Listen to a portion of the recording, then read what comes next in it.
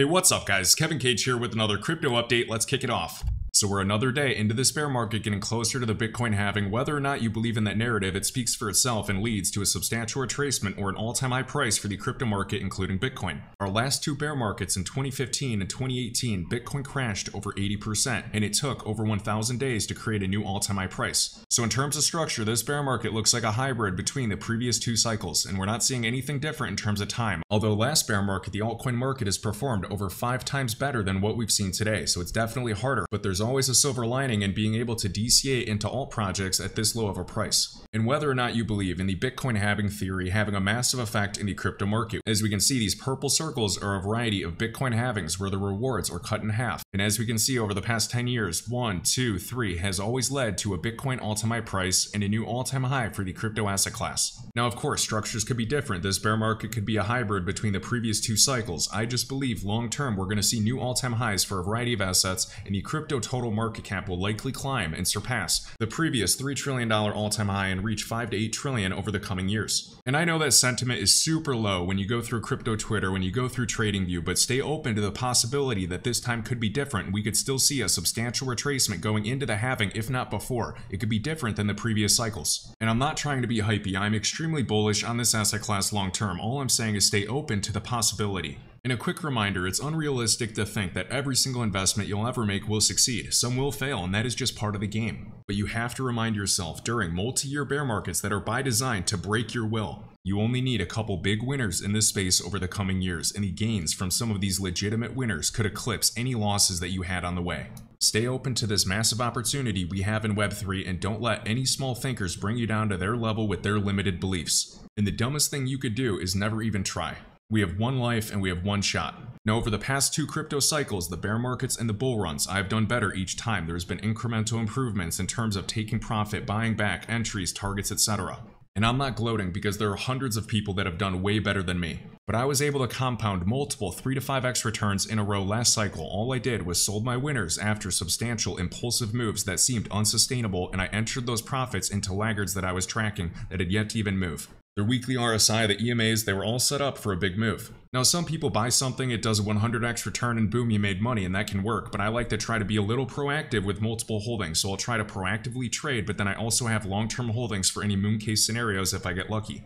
And the eighth wonder of the world is compound interest, and I try to do that with my actual returns. Talking about this during a bear market, people don't think it's possible, and that's by design. But the power of compounding is that growth is exponential. It starts slow, you get a 3 to 5x return, big deal, somebody else got a 10x. But if you get multiple in a row, 3 5x returns in a row, or 3 consecutive 5x returns is actually a 125x total return on your money. So if you had $1,000 and you tried to compound it and you did get 3 5x's in a row for a 125x return, that would be 125k. If you did this with $10,000, you could make over $1 million by getting 3 5x returns in a row. And you don't have to put all of your eggs in one single basket and just rely on a single asset. The best thing for me is to hold my major holdings in 3 to 5 assets that I can accurately track, but I can still hold over 20 plus holdings, but some of those might be small bags. And I know a lot of people can relate. I was made fun of by friends and family in 2018 and 2019 in crypto, did decent in 2020, 2021 was awesome, and then again, we're laughed at during this current bear market until future bull markets. And I intend to do the same thing in future bull runs. I'll make mistakes, but I'll keep moving forward. Let people, your friends, your family, let them make fun of you during a multi-year bear market, because they'll be asking you for advice after the bull run. So for anybody new that entered crypto during the top of the market in 2021, believe in yourself in this opportunity we have today. Each person's path and journey to success will be different. What works for me may not work for you, but you have to find your own way and you can do it. For example, even last bull run, DAG, in 2021 alone, from January all the way up until August, did over a 70x return. I didn't get a 70x. For my initial entry, it did a 30x return, and I didn't get a full 30x. I took staggered profits on the way out, and sometimes it kept going higher, but I didn't FOMO because these types of returns are life-changing. Although alts like Filecoin, they did over a 100x from the March 2020 low. Out of this entire 100x move, there is opportunity to get a 3, 5, 10x return. And remember that lessons from failure are the best prerequisites for success. They are stepping stones. You can fail forward. I like Richard Branson a lot, and his net worth is approximately $3 billion. And along the way, he was a failed founder of a magazine, an airline, a soda company, a car company, a bridal gown company, and a digital download company. And he says, "My attitude has always been, if you fall flat on your face, at least you're moving forward." Next up, let's get into some news. So shared by Roth Economan retweeting Emi Yoshikawa, and she's a VP over at the company Ripple. ODL, or on-demand liquidity, is a word that is difficult to understand at first glance for outsiders, so we have decided to consolidate it into the term Ripple Payments. ODL still exists as a function, so now in the future I may use Ripple Payments and on-demand liquidity, which specifically uses XRP interchangeably. Now we know Ripple the company is throwing a party called Proper Party in New York on September 29th. A lot of people are expecting Ripple to announce an IPO announcement or even settlement. Now, John Deaton, one of the best people in this space, personally thinks, although it might disappoint the community, he doesn't think there will be any settlement or IPO announcement at the Ripple Proper Party. Now, I do believe that Ripple does an IPO in the future, it's just a matter of time, and I am hoping for settlement in the future. But at the end of the day, Ripple has, 30 different licenses for payments in states. It has licenses applied for VARA in Dubai. It already has the Central Bank of Singapore. They're going to be fine regardless. We have shared by Michael right here, Elgrand Tokenized Real Estate Lofty AI is a project that we've talked about, and they get a mention by the US Federal Reserve paper, and this was dated last month. On federalreserve.gov, Lofty is a platform that provides the ability to fractionally own U.S. rental properties through the Algorand blockchain. And we have shared by Anders. Now, Bob Way was one of Ripple's first 5 employees, good buddies with the founders, and he tells us why it's pretty much impossible to bootstrap a high-value, low-volume payment system. This is why the company Ripple, with over 70-plus payout markets, started by targeting the low-value, high-volume settlement with XRP, where there's high volume. In my opinion, they'll be able to target larger and larger transfer by time as liquidity grows. Liquidity begets liquidity. Now, the high-value payment system, which has relatively low volume, is actually served by the current correspondent banking system that was made decades ago. It's inefficient, there's too many middlemen, there's fees, there's no transparency, etc. So Ripple is targeting initially where there's higher volume, which is better for XRP. Traditionally, low-value payments have been very costly in proportion to the value transferred. That makes them low-hanging fruit for improvement. And right here shared by Thinking Crypto, so we have Citibank. They are one of the big 3 alongside JP Morgan and HSBC. They oversee over 80% of all cross-border payments. This is measured well over $100 trillion per year. And it looks like Citibank, another bank, is launching a walled garden token. So a walled garden token does not solve the problem at hand. There needs to be interoperability. It was also recently reported that JP Morgan was looking into building a digital deposit token. Now stick around for this video because I want to share some very important information about JP Morgan, and they have tokenized and already transacted over $700 billion in US treasuries. This is tokenized on a blockchain. These legacy providers, although they're getting into crypto custody, as we know, like Citi and JP Morgan, Citi has already partnered with Ripple's company Medico for crypto custody. Disruption is at their doorsteps, and they are desperately trying to avoid disruption by utilizing blockchain and building their own tokens and ecosystems. Exactly what we thought they would do. Just like Gary Gensler, with over a $100 million net worth with Vanguard, is protecting these legacy players. He's weaponized by the banking incumbents to kill crypto projects and companies who are disrupting them. When Citi, HSBC, and JP Morgan make a huge chunk of their money by how inefficient the current ecosystem is in the correspondent banking network, although blockchain can save everyday people and smaller banks billions of dollars per year, these huge banks don't want to give up that huge slice of the pie of transaction banking. Multiple billions of dollars per year in revenue for these big banks that are in control. And we also have shared by Zepsi for HBAR, so Aberdeen is on Hedera's governing council. They have AUM over $500 billion, so they've already tokenized a £15 billion fund on top of Hedera's network. And there are plans to do this with other money market accounts and real estate funds in the future. These are huge developments that are occurring, and the majority of people outside of crypto have no idea. This is finance's internet moment. And this is an awesome blog put out by Casper Labs. 3 ways healthcare providers use blockchain to optimize their data. Thanks to blockchain, you can have much better security, you can have transparency, and a collaborative platform for research. When you have better research, you have better quality of data, more accurate metrics. This can prevent against fraud and save millions of dollars. You have more accurate studies, your funding is better used. You can leverage smart contracts for not just interoperability, but pure automation, cutting out a variety of middlemen that are like leeches that suck the fees. In leveraging blockchain, you can authenticate drugs and ensure supply chain integrity with IoT devices all connected to a tamper-proof network. And the biggest thing for people that do really good research regarding Casper, they said over 90% or even 95% of all of their enterprise clients in pipeline are hybrid deployments. What does that mean? That means that they will be leveraging the public Casper network. which means every single public Casper transaction requires Casper the token for gas and transactions. Now we're going to finish up with this, and I'm going to play a few clips of the SALT conference a few months back. This is well worth your time if you're interested in understanding the future of tokenization and the opportunity we actually have here today. So this is available on YouTube, a $1 trillion opportunity, how tokenization will transform finance at the SALT conference. Remember, the founders of SALT conference are Skybridge, a $3.5 billion fund that is also backing Casper. So the global alternative investment market is projected to reach over $18 trillion by 2027. Now this isn't traditional finance. Traditional finance like bonds and equities are both well over $100 trillion. And alternative investments can often include real estate, derivatives, art and antiques, hedge funds, private equity, venture capital, and tokenization will help level the playing field and make these alternative assets that are being tokenized as operationally fluid and liquid as their traditional counterparts, such as ETFs, equities, and mutual funds. And, you know, the North Star that I have as it relates to tokenizing private funds is that I think tokenization can be a normalization layer to basically make private assets, alternative assets, as operationally fluid as, say, equities, ETFs, mutual funds. Now, why does that matter? Today, in basically the wealth management industry, we can say that now we're kind of in this asset gathering type of phase where private banks and RIAs will design a model portfolio, and for every incremental dollar that comes into this RIA or private bank, each part of that dollar gets allocated to some pie chart that their CIO have designed. Now that pie chart is usually equities, ETFs, mutual funds, all the easily automatically rebalanced asset types, but never really the alternatives. The alternatives are always off to the side, sold separately because you have different investor accreditation requirements, but more significantly, the operational processes and the liquidity of these asset types are completely different.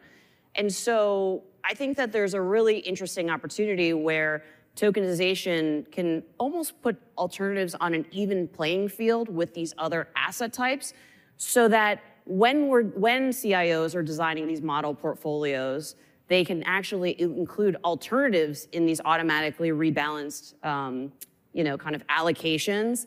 And what that means for asset management at large is that for every incremental dollar that goes through a wealth channel, some part of that dollar will be allocated to alternatives, which means for those of us that create alternatives, that's more clay that we can, sort of work with and provide value to investors with in a more streamlined, automated way than how it's currently being delivered.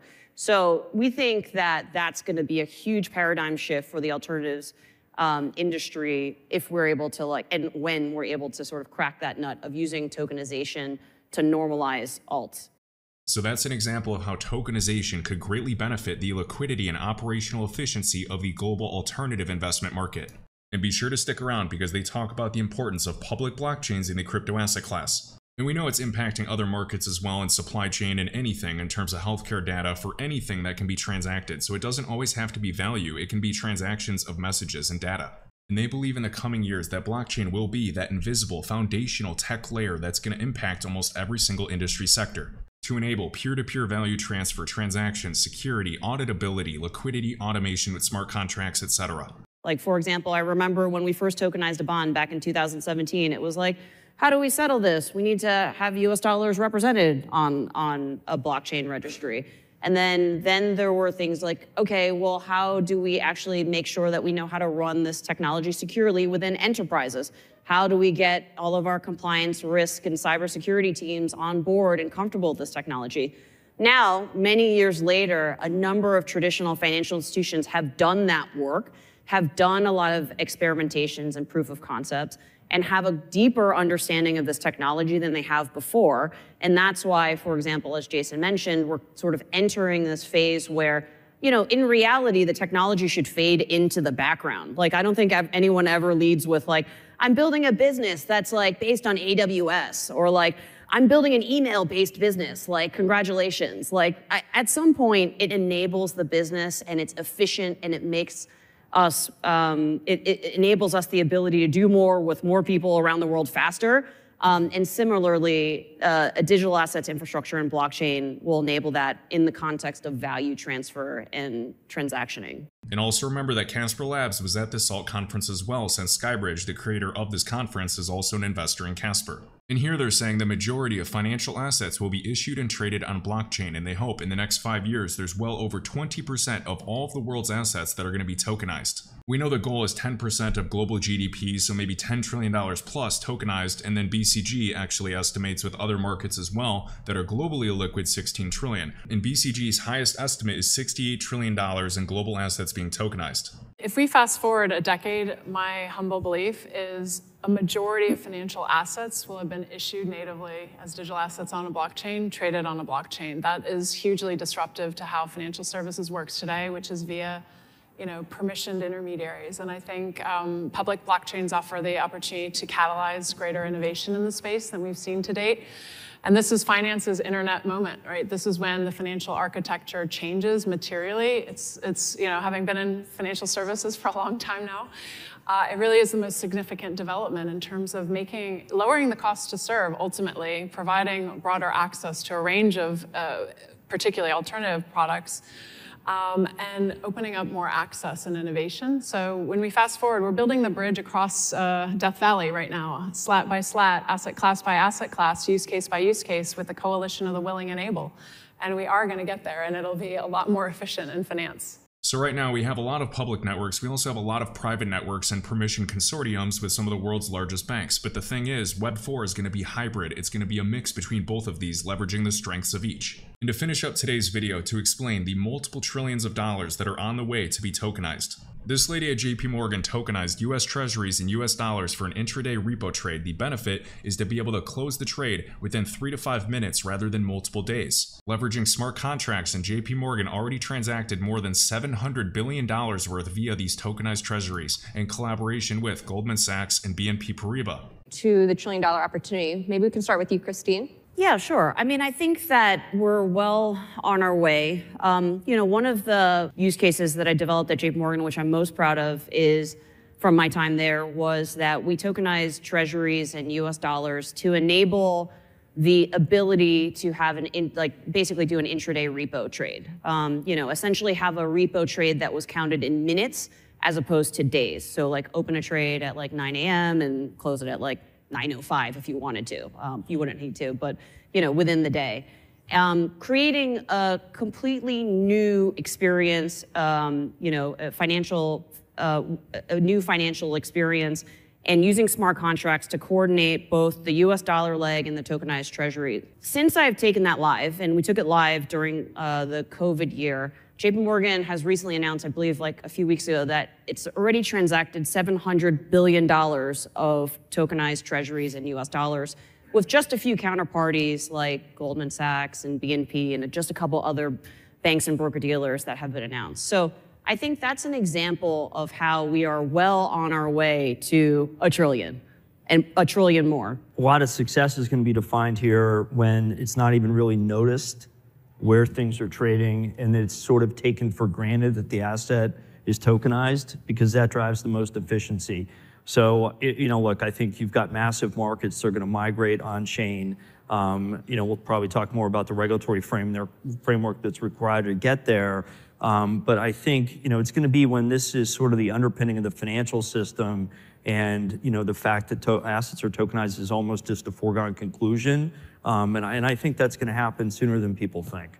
If you enjoyed this video, I'd greatly appreciate if you could hit the like button, let me know your thoughts down below, and my link tree is linked in the top of this YouTube video description, with all links, crypto resources, and discounts. I'll catch you in the next one.